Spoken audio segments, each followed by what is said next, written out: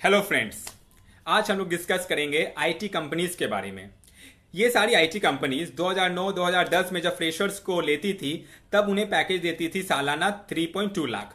और आज 2020 में भी जब ये फ्रेशर्स को लेती है तो उन्हें भी पैकेज देती है सालाना 3.2 लाख। अब इन 10-11 सालों में ये तो जग जाहिर है कि सारी चीज़ों का दाम बढ़ा है। आलू का, प्याज का, पेट्रोल का, डीजल का, स्कूल फीस, ऑटो का भाड़ा, बस का भाड़ा, यहाँ तक कि हमारे अंडरगारमेंट्स तक का प्राइस बढ़ चुका है। लेकिन ये सारी कंपनीज 1 रुपया भी अपनी सैलरी में नहीं बढ़ाती है। और ये क्यों नहीं बढ़ाती है? और ये बढ़ाए भी तो क्यों बढ़ाए? क्योंकि इन्हें मालूम है कि देश में इतनी बेरोजगारी है कि अगर आप इनके जॉब ऑफर को नहीं लेंगे तो कोई दूसरा आकर के जॉब ऑफर ले लेगा और उसी सैलरी में काम करेगा।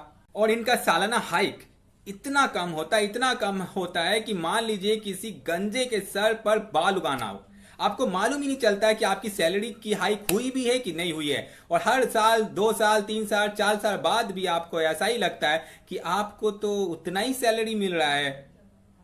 और जैसे ही आपको जॉब मिल जाता है और आप इस कंपनीज में काम करना स्टार्ट करते हैं तो पहला ही दिन आपको ये पट्टा थमा दिया जाता है। और आपको मालूम है ये पट्टा आपको क्यों दिया जाता है?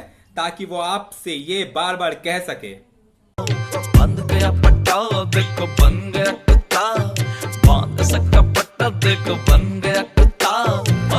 और इसके बाद आपकी अपनी कोई लाइफ नहीं रह जाती है। आप इनके इशारे में उठते हैं, इनके इशारे में बैठते। से पहले ये कंपनीज आपके लिए ट्रेनिंग ऑर्गेनाइज करती है और ट्रेनिंग में आपको बहुत सारे इथिक्स, एटिकेट सिखाती है जो कि कंपनीज में छोड़ करके बाकी हर जगह आप अप्लाई कर सकते हैं, पर कंपनीज में आप अप्लाई नहीं कर सकते हैं। क्यों नहीं कर सकते? क्योंकि सबसे पहले जो चीज आपको सिखाती है वो सिखाती है कि भैया आप किसी भी हालत में अपना पासवर्ड किसी के साथ शेयर मत करना।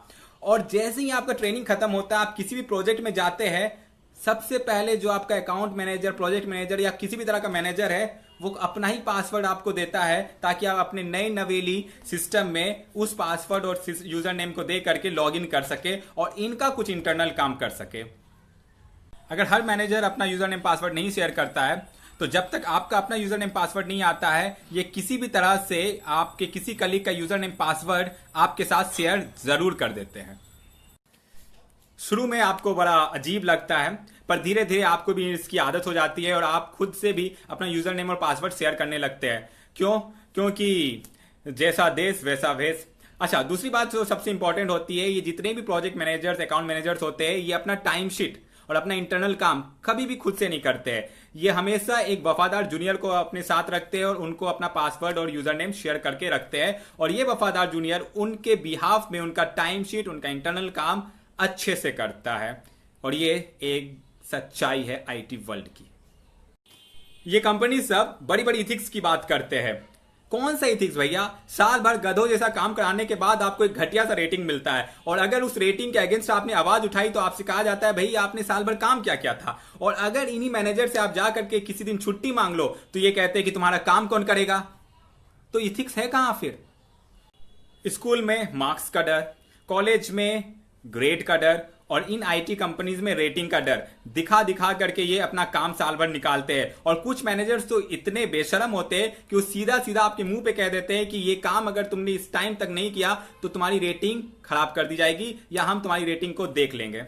हद तो तब हो जाती है जब किसी दिन आप बीमार पड़ जाए और ऑफिस ना जा पाए तो कंपनीज आपका हाल जानने के लिए फोन नहीं करती है। ये इसलिए फोन करती है ताकि अगर इनका कोड कहीं फंस रहा हो तब आप इनको एक सॉल्यूशन दे सके। इथिक्स।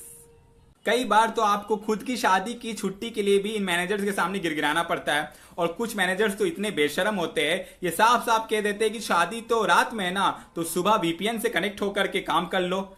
कहां है भैया आपका इथिक्स?